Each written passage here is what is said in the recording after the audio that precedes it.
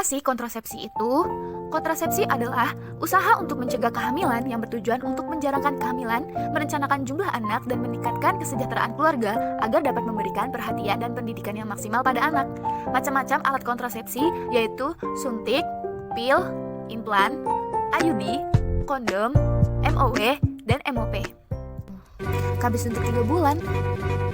KB suntik 3 bulan atau progestin merupakan suntikan progestin menggunakan depomedroksiprogesteron asetat atau bisa disingkat dengan DMPA yang mengandung 150 mg DMPA yang diberikan tiap 3 bulan dengan cara disuntik intramuskuler di daerah bokong dan dianjurkan untuk diberikan tidak lebih dari 12 minggu dan 5 hari setelah suntikan terakhir.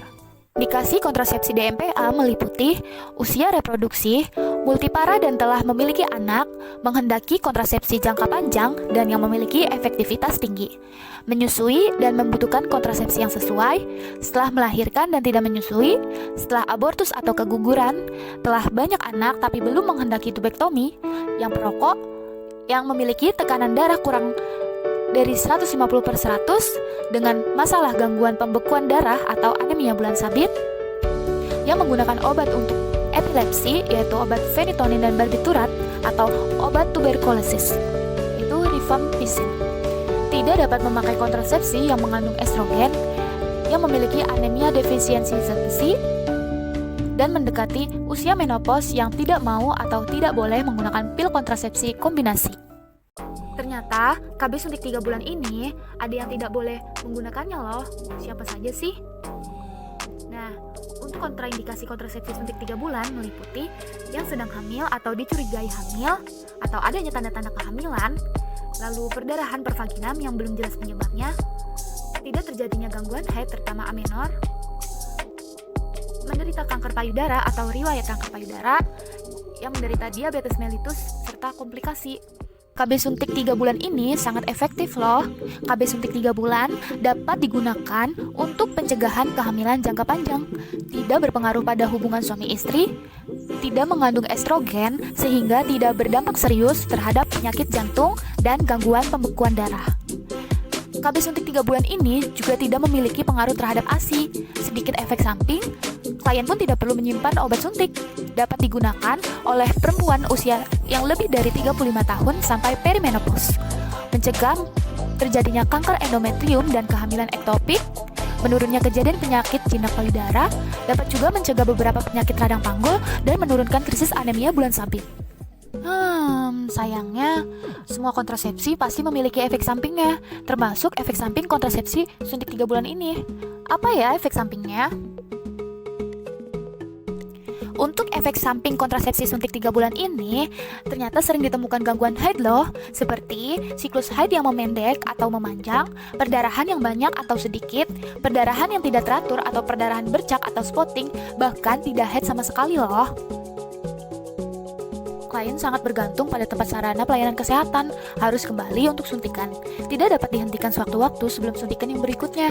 Permasalahan berat badan pun merupakan efek samping yang paling tersering. Terlambatnya kembali kesuburan setelah penghentian pemakaian, lalu terlambatnya kembali kesuburan bukan karena terjadinya kerusakan atau kelainan pada organ genitalia, melainkan karena belum habisnya pelepasan obat suntikan dari deponya. Terjadi perubahan pada lipid serum pada penggunaan jangka panjang. Pada penggunaan jangka panjang dapat sedikit menurunkan kepadatan tulang. Pada penggunaan jangka panjang juga dapat menimbulkan kekeringan pada vagina, menurunkan libido, gangguan emosi, tapi gangguan emosi itu jarang, sakit kepala, nervositas, dan jerawat. Setelah saya menjelaskan efek samping dari suntik KB 3 bulan, yakni salah satunya adalah tidak adanya menstruasi. Hal tersebut merupakan dari mekanisme kerja kontrasepsi suntik primer, yaitu menekan ovulasi, di mana kadar FSH dan LH menurun, dan respon kelenjar hipofise terhadap gonadotropin releasing hormone exogenous tidak berubah, sehingga memberi kesan proses terjadi di hipotalamus daripada di kelenjar hipofise. Terutama pada penggunaan DMPA, endometrium menjadi dangkal dan atrofis. Dengan pemakaian jangka lama, endometrium dapat menjadi sedemikian dikitnya sehingga tidak didapatkan atau hanya didapatkan sedikit. Cara kerja suntik Cyclophem tidak berbeda dengan DMPA, yaitu menekan ovulasi. membuat lendir serviks menjadi kental sehingga penetrasi sperma terganggu untuk implantasi dan ovum yang telah dibuahi, dan menghambat kecepatan transport ovum di dalam tuba falopi. Apabila terjadi perdarahan atau perdarahan bercak, informasikan bahwa perdarahan ringan sering dijumpai, tetapi hal ini bukanlah masalah yang serius dan biasanya tidak memerlukan pengobatan. Jika terjadi meningkatnya atau menurunnya berat badan, informasikan bahwa kenaikan atau penurunan berat badan sebanyak 1-2 kg dapat saja terjadi. Perhatikan diet. Bila perubahan berat badan terlalu mencolok, bila berat badan berlebihan, hentikan suntikan dan anjurkan metode kontrasepsi yang lain. Penanganan apabila terjadi efek samping amenorre. Bila tidak hamil, pengobatan apapun tidak perlu. Jelaskan bahwa darah haid tidak terkumpul dalam rahim.